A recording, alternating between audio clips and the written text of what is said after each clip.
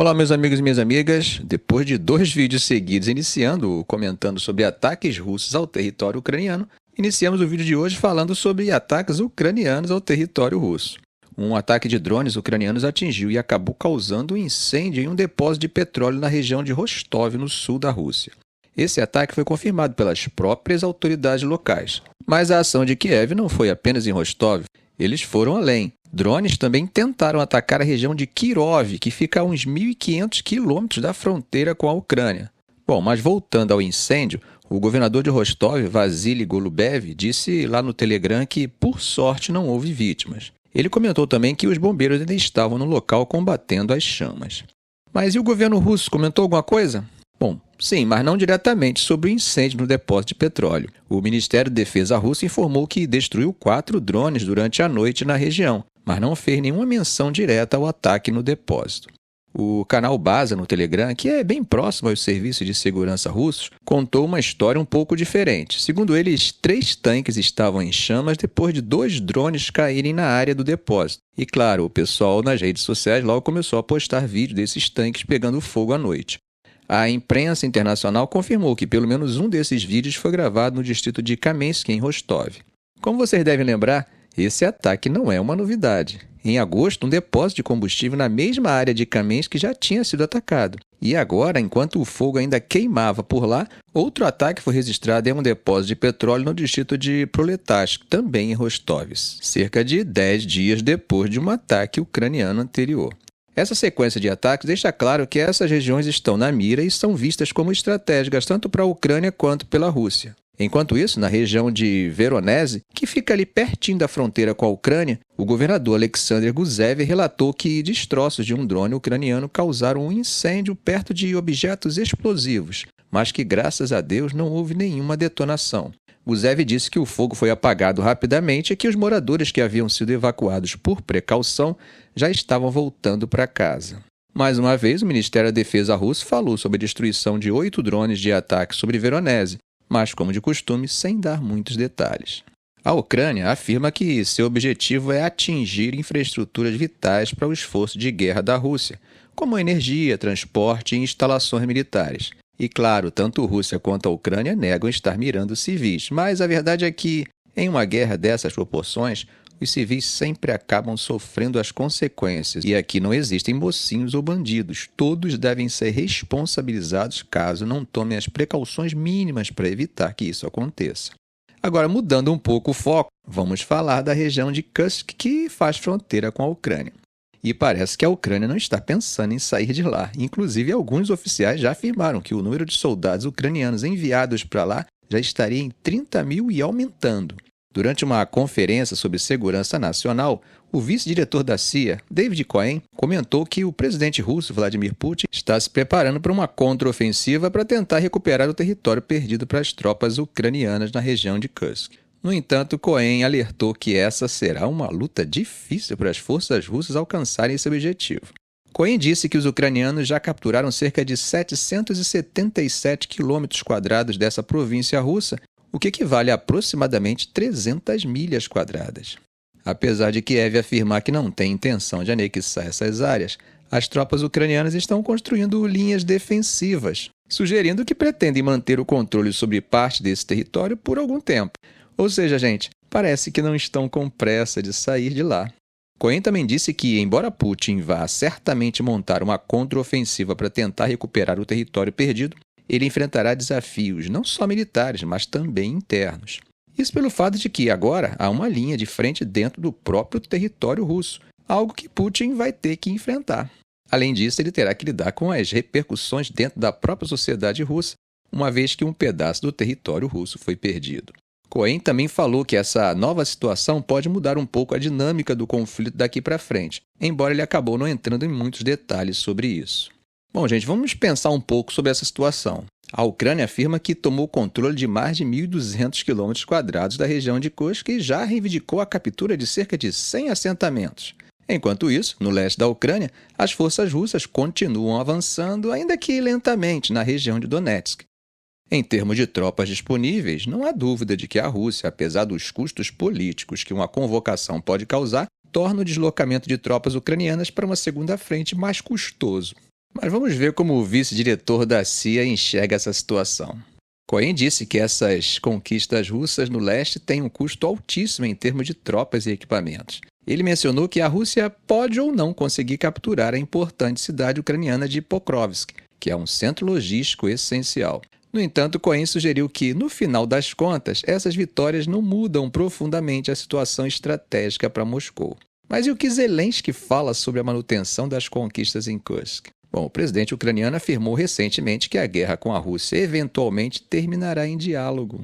Mas ele foi claro, para que isso aconteça, Kiev precisa estar em uma posição forte. E nessa linha, Zelensky planeja apresentar um plano ao presidente dos Estados Unidos, Joe Biden, e aos dois possíveis sucessores de Biden, mostrando que a Ucrânia está pensando no longo prazo e se preparando para negociações. Mas ao que parece, Putin ainda não demonstrou ter mudado 1 centímetro de sua posição. Ele tem sido categórico ao afirmar que qualquer acordo de paz precisa começar com a aceitação por parte da Ucrânia das realidades no terreno. Em outras palavras, isso significaria que a Rússia manteria o controle sobre partes substanciais de 4 regiões ucranianas, além da Crimeia.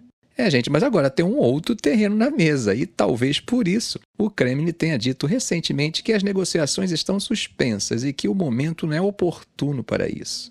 Bom, o que não há dúvida é de que Putin, ao que tudo indica, vai enfrentar desafios importantes, não apenas para recuperar o território perdido, mas também para lidar com as consequências internas dessa perda. Bom, gente, mudando um pouco de assunto, a Rússia está pressionando a Agência Internacional de Energia Atômica, a IEA, para que adote uma postura mais objetiva e clara em relação à segurança nuclear. Isso aconteceu logo após Rafael Grossi, o chefe da IEA, visitar a usina nuclear de Kursk, uma instalação que fica próximo de onde a Ucrânia realizou a incursão militar. Esse pedido de maior clareza por parte da Rússia vem num momento bem delicado, já que há uma crescente preocupação com o risco de um acidente nuclear grave na região. Segundo a agência de notícias russas RIA, a porta-voz do Ministério das Relações Exteriores da Rússia, Maria Zakharova, declarou em uma entrevista de rádio que Moscou quer que a IEA se pronuncie de forma mais incisiva sobre as questões de segurança nuclear. Mas ela frisou que não se trata de querer que a IEA adote uma linha pró-Rússia, mas sim que baseie suas posições nos fatos com o objetivo de garantir a segurança e evitar um cenário catastrófico, algo que, segundo Zakharova, o regime de Kiev estaria promovendo. Essa declaração da porta-voz é um sinal claro de que Moscou está aumentando a pressão sobre a IEA.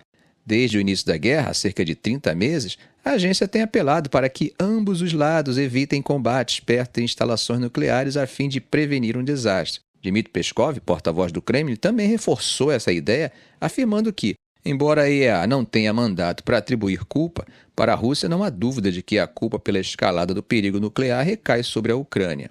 Agora vamos falar de um detalhe que chamou bastante atenção. Durante a visita de Rafael Grossi à usina de Kursk, ele alertou para os perigos de um grave acidente nuclear ali. Ele mencionou que a usina, construída com um design soviético, é especialmente vulnerável porque, ao contrário da maioria das usinas nucleares modernas, não possui uma cúpula de contenção que poderia oferecer proteção no caso de um ataque por drones, mísseis ou artilharia.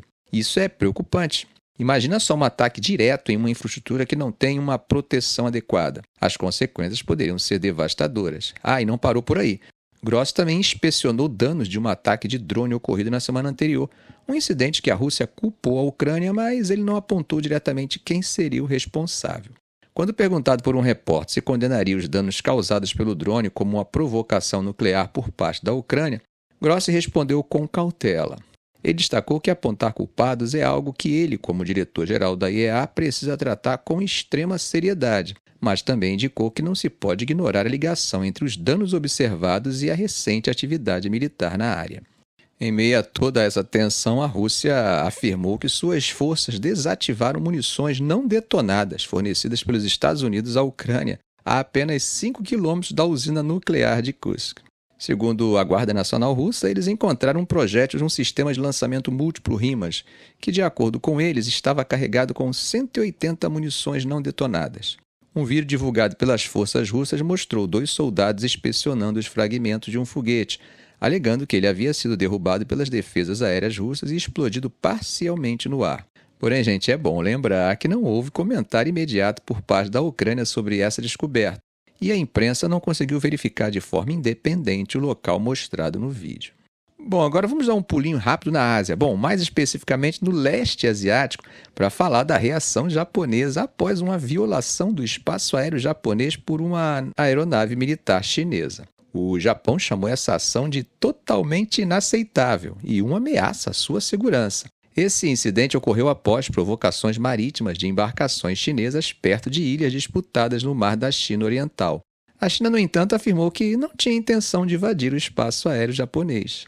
O porta-voz japonês, Yoshimasa Hayashi, classificou a incursão como uma grave violação da soberania do Japão, afirmando ser a primeira vez que um avião militar chinês foi confirmado violando o espaço aéreo japonês. Em resposta, o Japão convocou o embaixador interino da China para apresentar um protesto firme.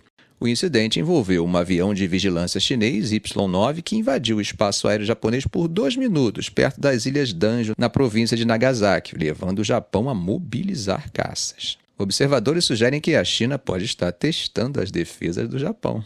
Esse evento, gente, ocorre em meio a um aumento das tensões regionais, com o Japão reforçando suas capacidades de defesa e buscando parcerias estratégicas na região Ásia-Pacífico, para conter a crescente assertividade chinesa, especialmente em disputas territoriais. Ficamos por aqui. Se esse vídeo foi útil para você, faça um comentário, compartilhe em suas redes sociais, dê um like. E é claro, se ainda não for inscrito, inscreva-se no canal e ative o sininho que é para ser notificado sempre que eu postar um novo vídeo. Ok, gente? Um grande abraço do professor Arão Alves.